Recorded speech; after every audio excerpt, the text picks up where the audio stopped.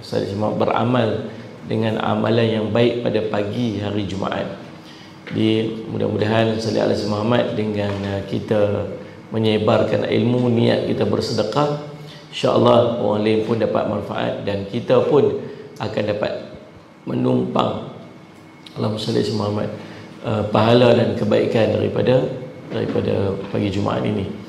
Yang keduanya tuan-tuan, pada pagi Jumaat ini juga marilah kita sama-sama Ustaz Muhammad bersedekah, merebut kelebihan berwakaf pada hari Jumaat, gandaan pahala yang Allah kurniakan. Ada nombor akaun yang kita pinkan di ruangan komen Sallallahu Alaihi Muhammad Facebook, dan juga kita komen pada bahagian TikTok tu nombor akaun Ma'had Darul Faizin. Kita memerlukan 5 juta ringgit. Buat masa sekarang kutipan kita adalah sebanyak 1.2 juta. Ada lagi 3.8 juta lagi yang perlu kita yang masih kita perlukan, insya-Allah, untuk kita melaksanakan segala program-program yang kita susun untuk Ma'had Darul Faizin ini, insya-Allah. Baik tuan-tuan, kita tengok dulu kitab Martabat Ilmu dan Ulama susunan Tuan Guru Syekh Muhammad Nuruddin Marbu Al-Banjari Al-Makki yang telah diterjemahkan oleh Ustaz Muhammad Subki Abdul Rahman Al-Hafiz. Sallallahu Muhammad, kita tengok pada bab kedudukan ilmu, muka surat ke-9, pahala ilmu bermanfaat yang sentiasa mengalir. Ini mudah-mudahan jadi motivasi pada kita untuk kita menyebarkan ilmu. Muka surat 9. Hadisnya, bismillahirrahmanirrahim. Allahumma salli ala sayyidina Muhammad. An Abi Hurairah radhiyallahu anhu qala qala Rasulullah sallallahu alaihi wasallam, idza mata al-insanu inqata'a anhu 'amaluhu illa min thalathati asya' sadaqatin jariyah aw 'ilmin yuntafa'u bihi aw waladin salihin yad'u lahu. Rawahul Muslim. Jumpa dah. Daripada Abi Hurairah radhiyallahu anhu, dia berkata, meriwayatkan bahawa Rasulullah SAW pernah bersabda, idza matal insan, apabila meninggal sahaja seorang insan atau manusia itu, in qata anhu amaluhu illa min salasati asya', maka sallallahu alaihi Muhammad, terputuslah daripadanya segala amalnya kecuali 3 perkara. Bila mati saja anak Adam, semua amal-amal tak boleh nak buat dah. Sallallahu alaihi Muhammad, tak boleh dah, tak boleh semayang dah, tak boleh puasa dah, tak boleh apa-apa, semua tak ada. Kecuali 3 perkara ni akan terus mengalir dekat dia. Akan terus mengalir sampai bila? Sampai hari kiamat. Ni 3 benda yang kita kena ada waktu, tapi nak buat benda ni buat waktu hidup kat dunia lah. Dia buat kat dunia, pahala dia mengalir dah. Bila dia mati saja, pahala dia akan terus mengalir kat dia. Sampai bila? Sampai hari kiamat. Sadis Muhammad. Apa dia? Yang pertama, sadaqatin jariyah, sedekah jariah. Sedekah jariah ini sallallahu alaihi Muhammad dengan maksud sedekah yang hasilnya berpanjangan, manfaatnya berpanjangan. Macam mana? Macam wakaf. Ni bila tempat kita ni kita niatkan masjid, dia tak akan boleh berubah dah. Tapak ni akan tetap jadi masjid sampai hari kiamat. Tak boleh senang-senang orang nak pergi buat benda lain, tak boleh. Maka kita bila kita niat, kita bagi wakaf dalam bentuk tunai ke, dalam bentuk barang ke, selagi barang tu dimanfaatkan, selagi itulah pahala dia akan berterusan. Kita beli Salih Muhammad, waktu kita buka dulu, waktu mula-mula buat dulu ni, 1 kaki RM50. Ni 1 lot wakaf itu RM50. Orang pun beli RM50 tu. Maka selagi orang duk guna, orang main semayang, orang baca Quran, anak-anak kita duk hafaz Quran, macam-macam amalan kita duk buat kat dalam masjid ni, selagi itulah pahala dia akan sampai kepada orang yang mewakafkan. Mungkin orang yang wakaf dah meninggal dah. Antara orang yang wakaf ni, Salih Muhammad, yang wakaf ni yang dah meninggal dah tu, Abang Din yang duduk dekat rumah depan tu, dia pun meninggal dah. Tapi dulu dia duduk di sini, duduk main bola alik, main mengaji sini. dia pun wakaf. Dia meninggal dah, pahala tu sampai. Ni tuan-tuan duk mengaji ni, pahala sampai kat dia. Anak kita duk semayang tiap hari. Tambah masjid kita ni bukan macam masjid orang lain. Masjid kita ni daripada pagi pukul 4.30 pagi tu dah guna dah. Sampai pukul 11 malam dia pada guna lagi. Bukan macam masjid orang lain lepas isyak habis tutup dah. Kita duk amal duk setiap hari tak pernah tutup. Bayangkan Salih Muhammad berapa banyak ganjaran pahala yang orang boleh dapat daripada sedekah jariah dia. Salih Muhammad dia ada satu lagi sedekah, dia bagi sedekah sekali dia bagi. Semua ni duduk dalam bawah satu nama infak. Bila sebut infak, bawah dia tu ada beberapa jenis. Yang pertama dia panggil wakaf. Wakaf duduk bawah infak. Yang kedua Salih Muhammad zakat juga duduk bawah infak. Yang ketiga sedekah juga duduk bawah infak. Semua bentuk penyerahan harta milik dia yang diserahkan kepada orang lain, Salih alaihi Muhammad, sama ada dalam bentuk zakat ataupun wakaf ataupun sedekah, keseluruhan disebut sebagai infak. Salih Muhammad. Tapi yang dimaksudkan dalam hadis ni ialah, kata ulama, ialah bentuk wakaf. Penyerahan secara total diserah, kemudian semakin orang mengambil manfaat dan orang menggunakan. Selagi orang tu guna, selagi itulah pahala akan sampai kat dia.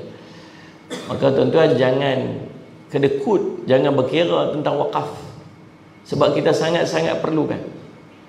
Sedekah, jumpa orang kita bagi sedekah, nak ambil kan, ambil. Habis sedekah, habis selesai, dia guna habis, manfaat habis. Tapi dari segi wakaf dia akan berterusan terus lagi. Itu kalau ada orang nak buat masjid, ada orang nak buat apa-apa madrasah, nak buat apa yang bentuk wakaf, ambillah walaupun sikit. Kita ni jenis takut, kita takut habis, takut hilang. Kita takut hilang. Lepas tu bila bagi sikit, saya cuma bagi RM50, banyak RM50 ni.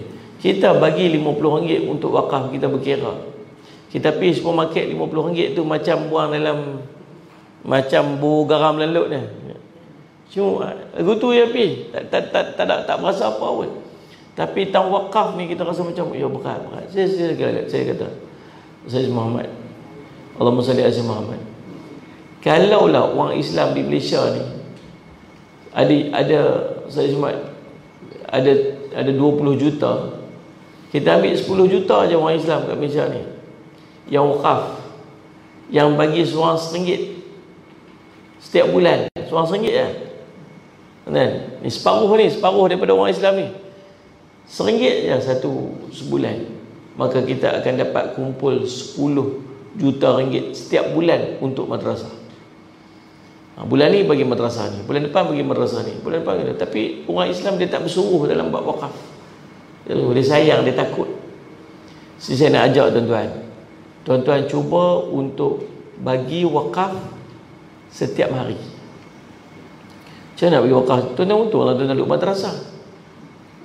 Bagi pilih lah RM4. Tapi tuan-tuan niat untuk Salih Muhammad, apa sesuatu yang dalam bentuk wakaf. Kita tiap hari kita perlu kat sini. Bagi dekat Rauf ke, bagi dekat Kak Nur ke, bagi kat siapa kan. Ni wakaf daripada makcik untuk pembangunan madrasah.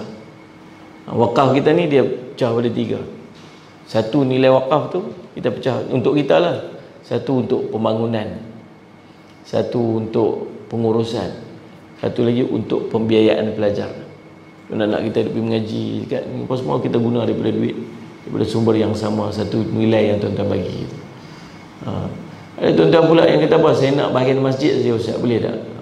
Bagi masjid, kami terpaksa guna duit tu untuk bahagian masjid saja.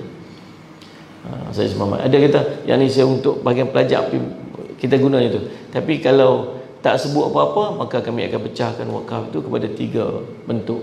Yang satunya untuk pengurusan, satu untuk pembangunan, satu lagi untuk pembiayaan pelajar. Serah dekat kami akan susun dia. Tu insya-Allah. Jadi Salih Muhammad tuan-tuan, yang pertama dia panggil apa? Sedaqatin jariyah. Jadi tuan-tuan yang nak berwakaf boleh bagi dekat Salih Muhammad tu nombor akaun yang tertera di kaca TV tuan-tuan tu. Insya-Allah. Makcik-makcik pun boleh tiap hari RM10 dah lah. Sehari RM10, sehari RM10, sehari RM10 kan. Ni yang bagi seketui, bagi setiap hari. Biar tiap-tiap hari kita ada semangat dia. Salih Muhammad. Boleh tak anak-anak kita tolong buat? Boleh? Boleh tak kita buat untuk ibu ayah kita yang dah meninggal? Boleh?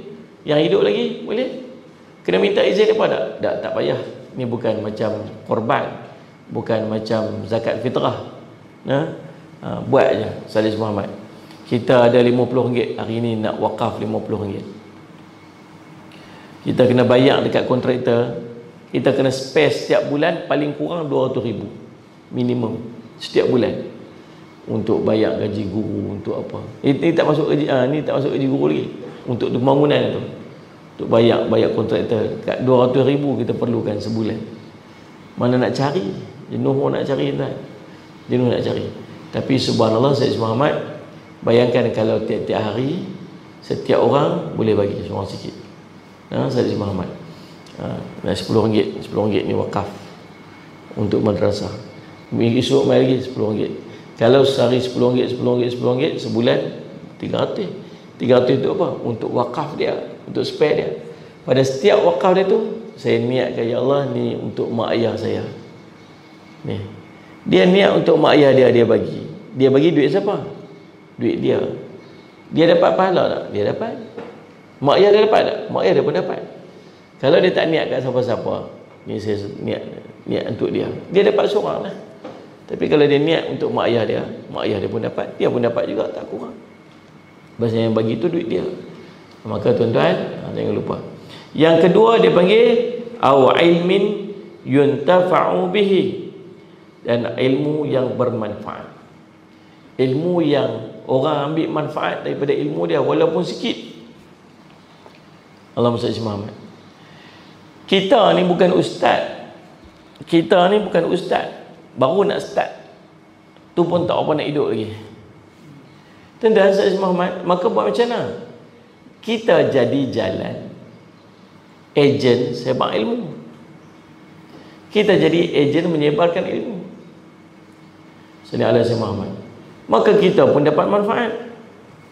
Ustaz mengajar, kita dapat satu ilmu daripada ustaz mengajar.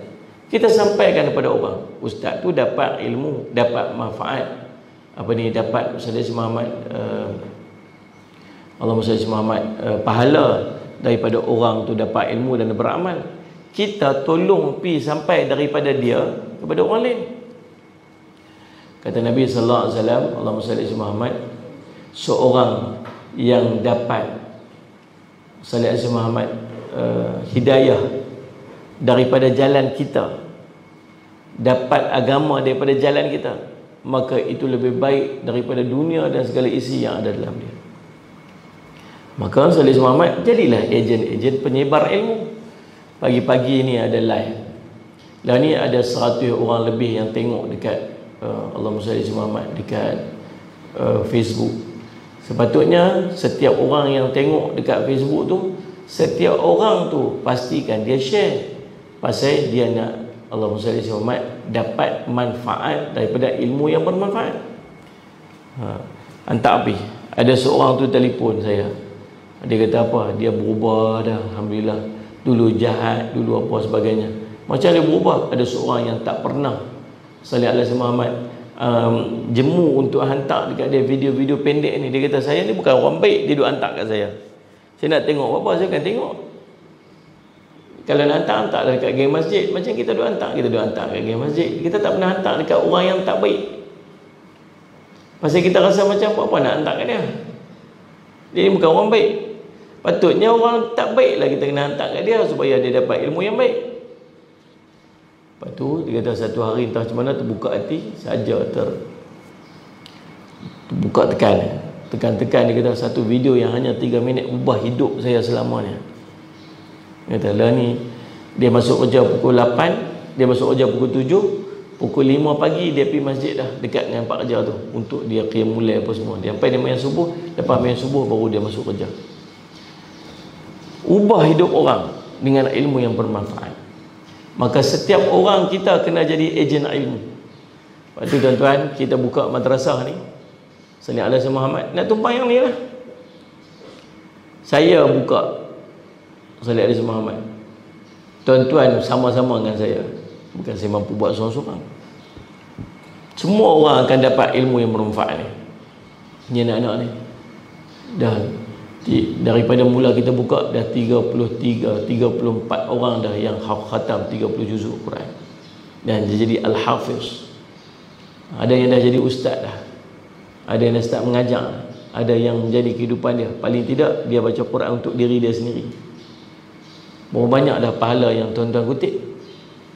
Salih Muhammad ada depa satu hari nanti pergi mengajar, pergi jadi ulama, jadi tok guru. Kita tumpang ilmu lagi. Selain pada wakaf yang kita dapat, yang kita bagi, kita menyediakan pengajian kepada anak-anak kita belajar, kita tumpang manfaat lagi, ilmu yang bermanfaat. Rebutlah tuan-tuan, berebut. Sebab tu jangan rasa letih, jangan rasa penat. Jangan rasa Salih Alaihi Muhammad ni bila kita duduk dalam madrasah ni, jangan rasa dia satu benda yang Said Muhammad yang sia-sia dengan saja. Tapi Allah nak bagi kelebihan-kelebihan tu kat kita. Yang ketiganya, awwaladihin salihin yad'ulah. Anak soleh yang sentiasa mendoakan. Salih Muhammad. Anak soleh yang sentiasa mendoakan. Ini pun kena bagi ada juga. Yang ni pun kena bagi ada juga anak-anak sendiri yang boleh doa. Kita boleh doa haraplah orang pekat-pekat baca Yasin kat kita, buat tahlil kat kita. Berapa lama orang nak buat tahlil kat kita?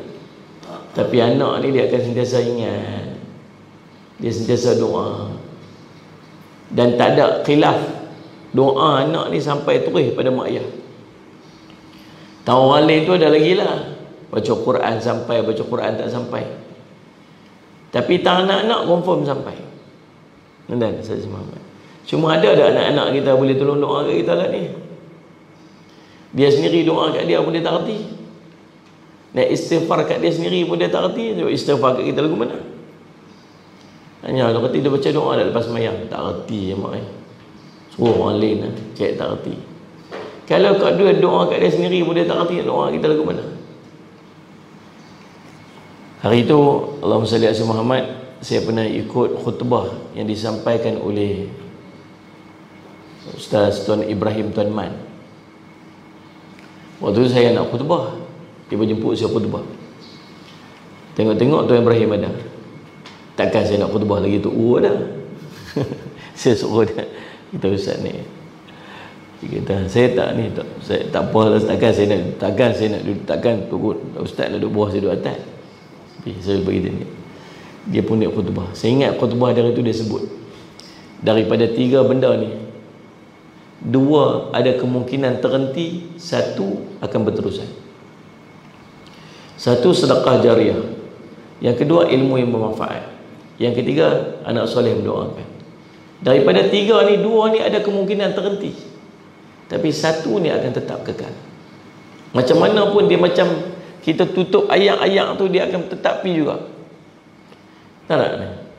Kita pergi sekat ayat lagu mana, ayat tu pi juga. Macam itulah keadaannya. Nombor 1, sedekah jariah boleh jadi berhenti. Bila kita contoh kita wakafkan kipas. Kata kipas tu rosak, orang tu pergi buang. Waktu orang ambil faat pada kipas tu, kita dapat pahala. Tapi waktu kipas tu dah rosak, orang buang, hilang manfaat kita. Sebab tu kita dalam bab pengurusan wakaf ni penting. Kapet ke apa ke, kapet kita dulu ni, Salih Muhammad bila dah tak pakai, hantar dekat tempat nak buat masjid, suruh potong-potong buh dekat bawah dalam masjid tu, supaya Salih Muhammad dia masih manfaat kepada orang wakaf. Dulu kan kita buat asrama, kita buat kantin tu kan, tu semua bangunan wakaf. Bila nak buat ke mana? Kita nak buat kantin baru, nak buat lagi besar, nak buat asrama kat atas. Mula-mula duk fikir nak buat keliling dia aja, bagi yang asal bangunan asal tu duduk dalam tu. Kontraktor kata tak boleh, ganggu dengan tiang-tiang apa lagi, nak buat foundation susah. Guna perban buat perancok sampai dia kecil-kecil itu pecah-pecah, lepas tu buh kat dalam dia punya lantai dia, foundation dia, bagi dia duduk kat dalam tu. Jadi orang yang wakaf dulu tetap ada manfaat. Yang dia wakaf dulu, bata-bata yang kita mau beli semua duduk kat dalam tu.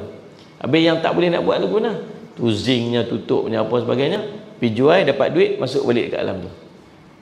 Supaya, tapi tuan-tuan pernah tengok tak masjid yang tinggal kosong tu? buat masjid baru tapi masjid yang lama tinggal gitu je. Ada banyak. Tapi masjid tu macam mana? Dah tak dimanfaatkan lagi. Dah kesian tu. Kesian kepada orang yang wakaf dulu. Ni dia kena bijak sikit. Saya Muhammad tuan-tuan. Mungkin terhenti. Yang keduanya, Allahumma salli ala Muhammad, yang mungkin terhenti ialah doa anak yang soleh. Dia waktu dia hidup dia doa lah. Dia meninggal dia doa guna dah. Terhentilah lagi. Yang ketiga ni, satu ni yang tak terhenti-henti sampai bila-bila, ilmu yang bermanfaat. Sebab tu apa sahaja jalan ilmu tuan-tuan buat. Tuan-tuan mengaji, tuan-tuan orang mengaji. Tuan-tuan yang tengok kat Facebook, TikTok ke, tuan-tuan yang duduk ni, tuan-tuan ni orang mengaji. Bila tuan-tuan orang mengaji, tuan-tuan boleh sebarkan ilmu yang manfaat di tempat.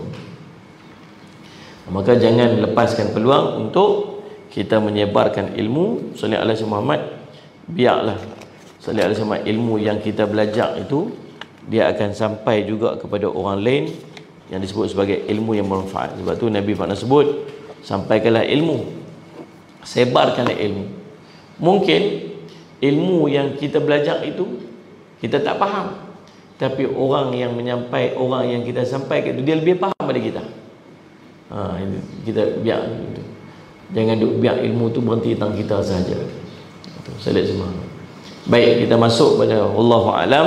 Kita masuk kitab Bahrul Mazi, bab ke-71, bab 71, buka surat 252, babul mashu 'alal khuffain lil musafir wal muqim.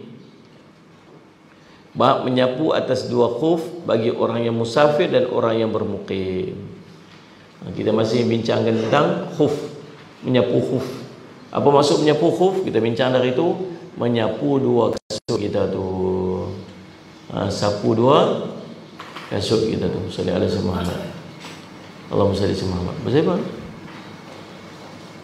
Pasal apa? Iklan apa? Oh. Babul mashu 'alal khuffain lil musafiri wal muqimi. Bab menyapu dua khuf pada orang yang bermusafir dan orang yang bermukim. Hadisnya hadis ke-80, an Huzaifah ibn Thabit an Huzaimah ibn Thabit an Nabi sallallahu alaihi wasallam annahu su'ila 'anil masih 'ala khuffain faqala lil musafiri thalathatun lil muqimi yawmun hasanun sahihun. Daripada Huzaimah bin Thabit radhiyallahu anhu, daripada Nabi sallallahu alaihi wasallam bahawasanya ditanya orang daripada menyapu dua khuf, maka sabdanya bagi orang musafir 3 dan bagi orang mukim sehari.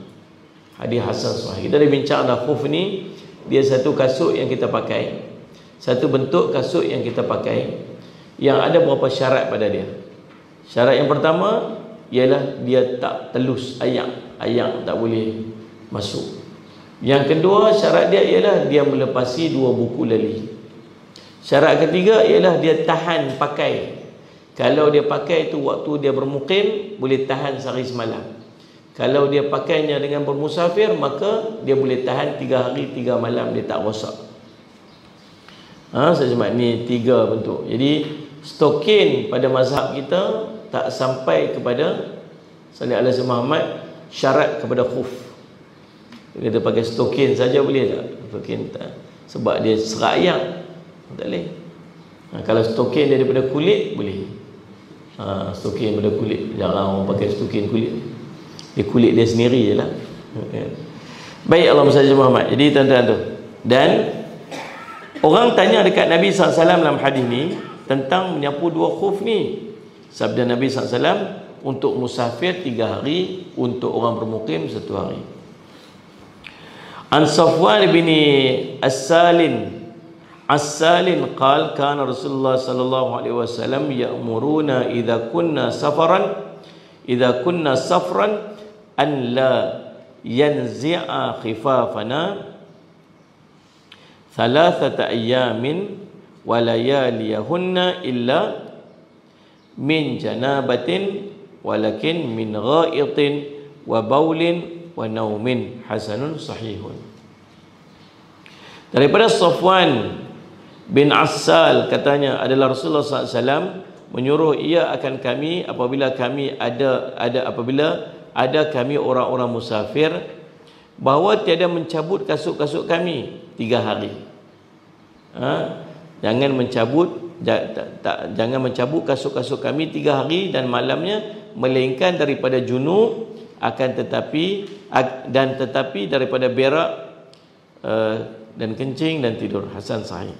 Ketahuilah kiranya ya saudaraku, bermula orang musafir itu sudah maklum ialah orang yang pergi menandang ataupun berkunjung desa atau pergi ke luar negeri kerana hajat. Kita nak faham dulu orang mukim tu macam mana, orang musafir tu apa? Orang musafir ni ialah orang yang keluar daripada qaryah dia pergi ke tempat orang lain, sallallahu alaihi Muhammad, dan syarat keluar itu mestilah 2 marhalah baru dia panggil orang musafir. Keluar daripada qaryah dia 2 marhalah orang musafir, sallallahu alaihi Muhammad. Adapun orang yang bermukim itu orang yang tinggal dalam negeri dan tidak pergi ke mana-mana. Itu orang mukim. Tu fahamlah 2 istilah tu. Start kereta pun pergi Kuala Lumpur, orang musafir. Pergi sehari je, pergi hari ni, sehari balik pun orang musafir. Keluar 2 marhalah orang musafir. Sallallahu alaihi Muhammad. Pergi mana? Pergi Lok Start. Berapa jauh Lok Start tu? Jauh jugalah. Dekat 2 jam jugalah orang musafir. Tapi sehari balik lah. Balik sehari pun tak orang musafir juga. Sallallahu alaihi Muhammad. Orang mukim mana? Tapi mana Ustaz? Duduk sini je lah. Mukim. Kan? Maka hukum menyapu 2 kasut ganti basuh kaki pada wuduk itu harus bagi orang musafir dan harus bagi orang yang bermukim. Dia kata menyapu khuf ini harus kepada dua-dua sekali. Dia tak sama macam jamak kasar. Jamak kasar dia untuk orang bermusafir sahaja. Kalau jamak boleh tak orang mukim? Boleh tak? Boleh tak jamak kepada orang mukim? Boleh. Jamak pasal hujan, jamak pasal tertentu keadaan. Tapi tang kasar dia untuk orang musafir saja. Tulis. Bukan dengar saja, bukan faham. Saya lupa. Orang tanya. Ada orang suruh jamak kasar. Salih Muhammad. Padahal tak bermusafir, tak boleh musafir. Jamak ada. Tapi tang kasar itu untuk orang musafir. Kalau jamak kasar itu khas untuk orang musafir saja, menyapu 2 khuf, musafir pun boleh, orang mukim pun boleh. Sallallahu alaihi Muhammad. Tetapi orang yang musafir itu tentu harus waktu menyapunya sebagai orang bermukim itu pun tentu waktu boleh menyapunya. Cuma bezanya dia kata ketentuan waktu untuk orang bermusafir dan ketentuan waktu untuk orang bermukim. Bezanya kat situ saja. Cara dia sama aja. Beza dia antara orang mukim dengan orang musafir pada menyapu khuf ialah pada tempoh sahaja. Tapi pada urusan semua yang lain itu sama sahaja, tidak ada beza dia. 363 masalah menyapu kasut bagi orang musafir dan yang mukim dan hadisnya. Ya saudaraku, telah didatangkan oleh Tirmizi akan hadis yang menerangkan waktu yang tertentu bagi orang musafir dan waktu yang tertentu bagi orang yang bermukim itu pada menyapu 2 kasut itu ganti basuh kaki pada wuduk, iaitu demikian bunyinya. An Huzaimah bin Thabit an Nabi sallallahu alaihi wasallam annahu su'ila 'anil masih 'anil mashi 'alal khuffain. Diriwayatkan daripada Huzaimah bin Thabit daripada Nabi sallallahu alaihi wasallam bahwasanya ditanya orang akan dia daripada menyapu atas 2 khuf yang kuat lagi suci yang dipakainya, dia kemudian daripada sempurna suci lagi melitupi tempat yang difardukan basuh. Faqala lil musafiri 3 wa lil muqimi yaumun. Harus bagi orang musafir itu 3 hari 3 malam dan bagi orang yang bermukim itu sehari semalam. Saya cuma tu hadis dia. Kata Nawawi, masalah 364 menyapu kasut 3 hari bagi musafir, sehari bagi orang bermukim. Kata Nawawi dengan hadis masalah 363 itu dalil yang terang bagi mazhab jumhur bahwasanya sapu atas 2 kasut itu diwaktukan 3 hari bagi orang musafir dan sehari semalam bagi orang muqim. Dan inilah mazhab Abu Hanifah, Syafi'i, Ahmad dan jumhur ulama daripada sahabat dan orang yang kemudian daripada mereka itu. Dan kata Malik, pada yang masyhur daripadanya menyapu ia dengan ketiadaan berwaktu, maka Salih Muhammad ialah perkataan qadim lagi dhaif yang bagi Syafi'i. Dia kata ada yang tak ada waktu itu, ada, kalau ada orang kata dia tak terikat dengan waktu, itu adalah perkataan yang qadim, yang lama dulu, lagi dhaif. Dia kata dhaif. Dan ni kita pegang kata jumhur, kalau musafir 3 hari 3 malam, kalau bermukim sehari semalam. Persoalan dia maksud 3 hari 3 malam tu macam mana? Lepas 3 hari 3 malam dia terbatai dah khuf dia tu, dia kena tanggai kasut dia kena sempurnakan balik wuduk dia macam biasa, kemudian baru dia pakai balik kasut dia, dan dia restart balik 3 hari 3 malam kalau dia masih dalam bermusafir. Boleh faham maksud dia? Saya Muhammad. Kalau dia bermukim tak pergi mana-mana, cukup sehari semalam, dia kena buka kasut dia kena pakai balik, dia kena ambil wuduk balik sempurna, dia pakai balik kasut dia, baru dia restart balik sehari semalam untuk dia yang sedang bermukim. Kita mungkin duk tak faham pasal apa lah, sampai tak buka-buka kasut ni. Sebab kita ni banyak buka kasut daripada pakai kasut. Duduk rumah, dalam rumah pakai kasut, pergi masuk masjid pakai kasut. Situasi berbeza Salih Muhammad kalau dia duduk di tempat yang berbeza. Saya pernah tak buka kasut berapa hari biasa. Bukan tak buka kasut berapa hari lah, tak buka kasut dalam tempoh yang begitu lama. Bila duduk musafir, kita duduk negara orang, duduk tempat pula, masjid pun tak ada, apa pun tak ada, semayang pun tepi jalan je, semayang pun atas tanah aja. Waktu tu baru rasa macam mana pakai semayang pakai kasut. Tengok kat kaki bersih, tak ada apa-apa kotak najis apa tak ada, tu angkat takbir semayang. Pelik. Rasa pelik sebab kita tak biasa semayang pakai kasut. Salih Muhammad. Tapi kalau sampai waktu dia nanti kena jadi lagu ni, faham dah macam mana cara dia. Mana tahu, tengok waktu saya pergi dekat Syria tahun 2007 2008 dulu ni, cantik, indah. Syria ni sangat cantik. Bukan cerita orang dia cantik, tempat dia pun cantik. Hijau, langit biru sebiru-birunya. Saya pergi dekat Utopia tu, langit tu biru sebiru-birunya. Tak pernah tengok langit tu. Dia langit biru kurang awan.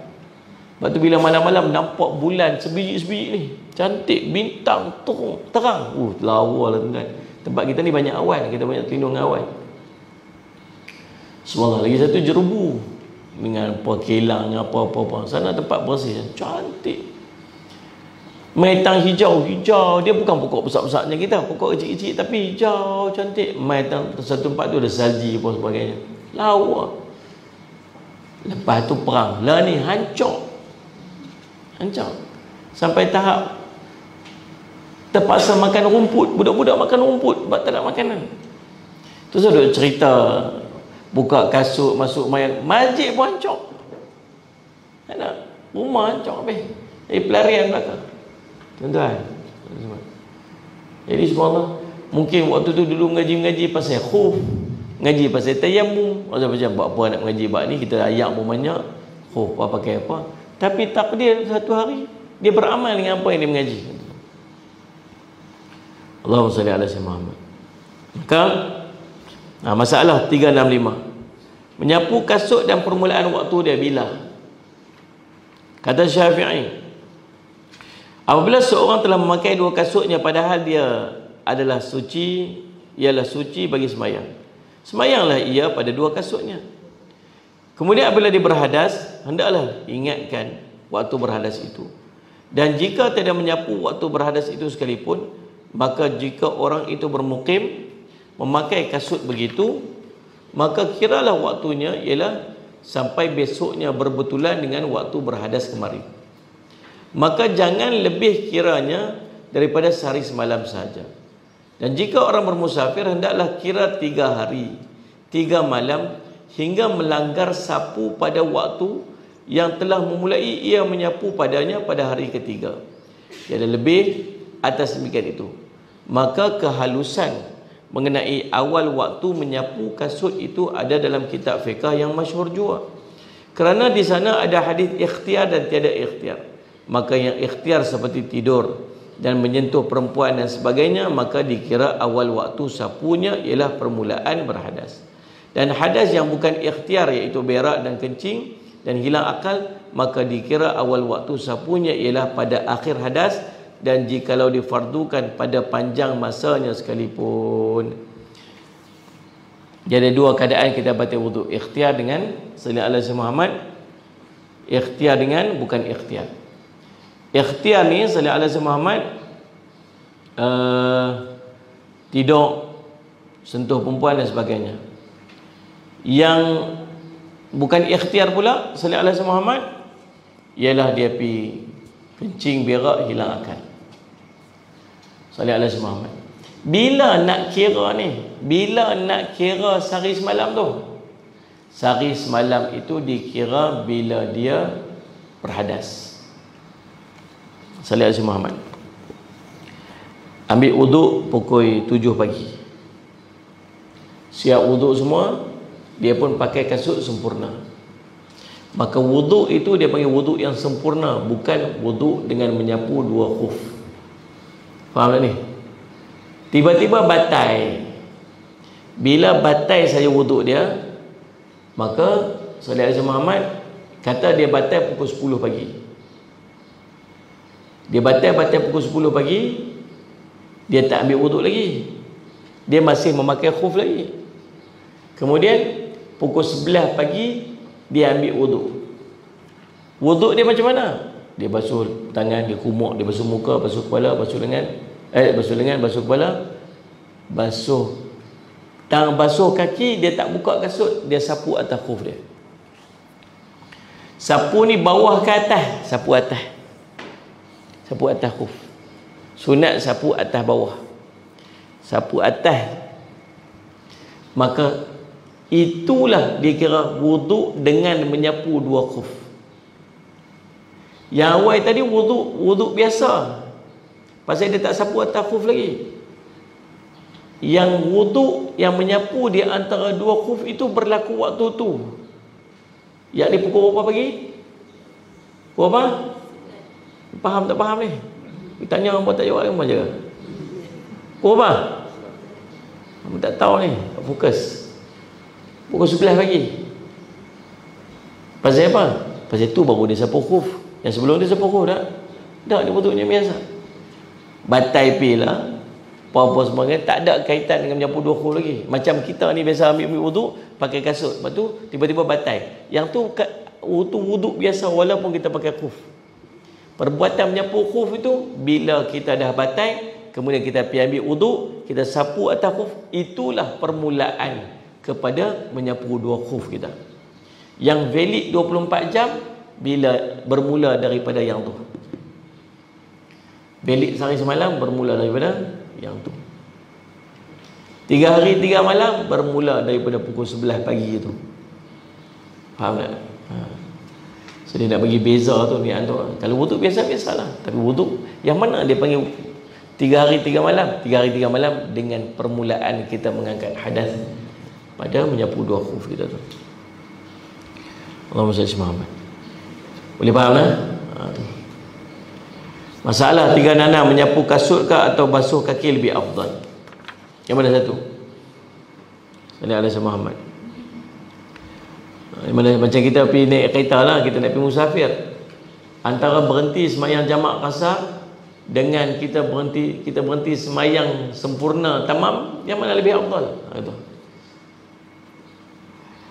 Kata Nawawi, telah bersalah-salahan ulama pada bahawasanya sapu atas 2 kasut kah afdal atau basuh 2 kaki kah afdal? Ulama duk khilaf, kata Imam Nawawi. Maka telah berjalan ashab kita pada bahawasanya basuhlah yang lebih afdal kerana keadaannya yang asal. Mazhab kita kata apa? Basuh lagi afdal. Kalau boleh buka kasut tu kemudian ambil wuduk macam sempurna sampai basuh kaki, itu lebih afdal sebab keadaannya adalah asal.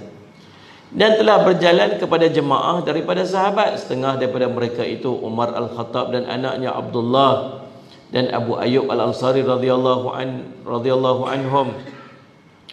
Sallallahu alaihi wasallam Muhammad.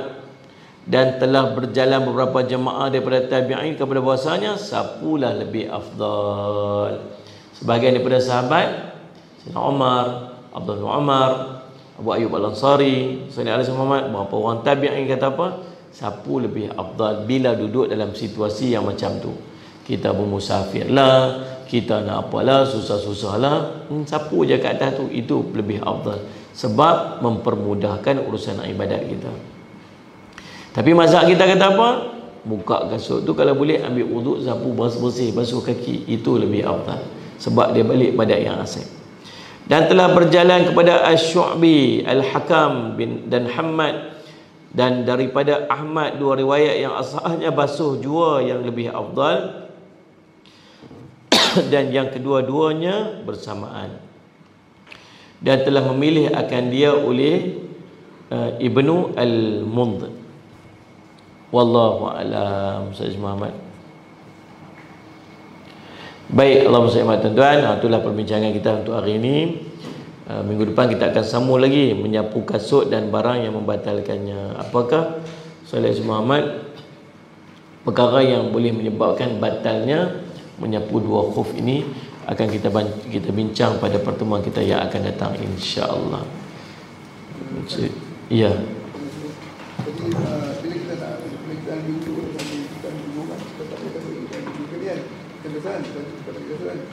Bila dah batal tu, kita nak buat semula ataupun tak payah buat lagi. Dah batal? Dia dah batal tu, kita nak buat semula tu, kita kena buka kasut tu atau buat semula ataupun kita nak buat lagi.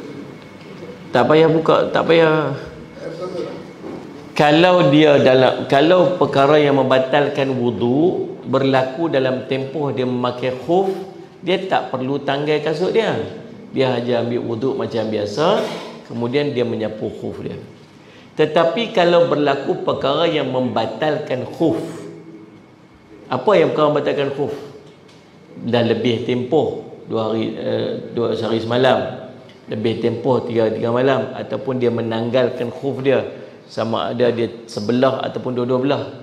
Sayyid Muhammad tuan-tuan, maka bila tanggal khuf, maka dia kena ambil wuduk sempurna balik, kemudian baru dia pakai balik. Dia pakai balik khuf dia. Sama balik macam yang awal tadi.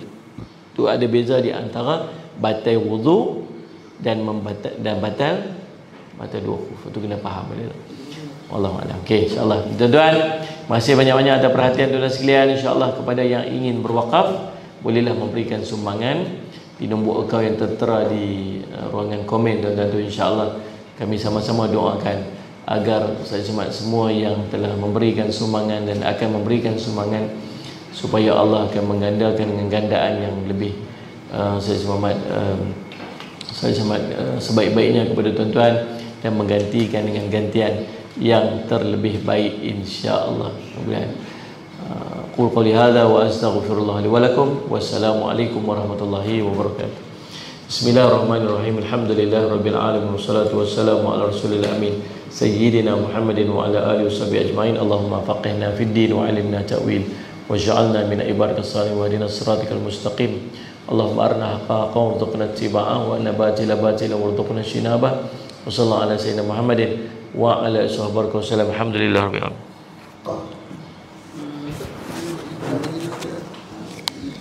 Ni meja ni saya dah susun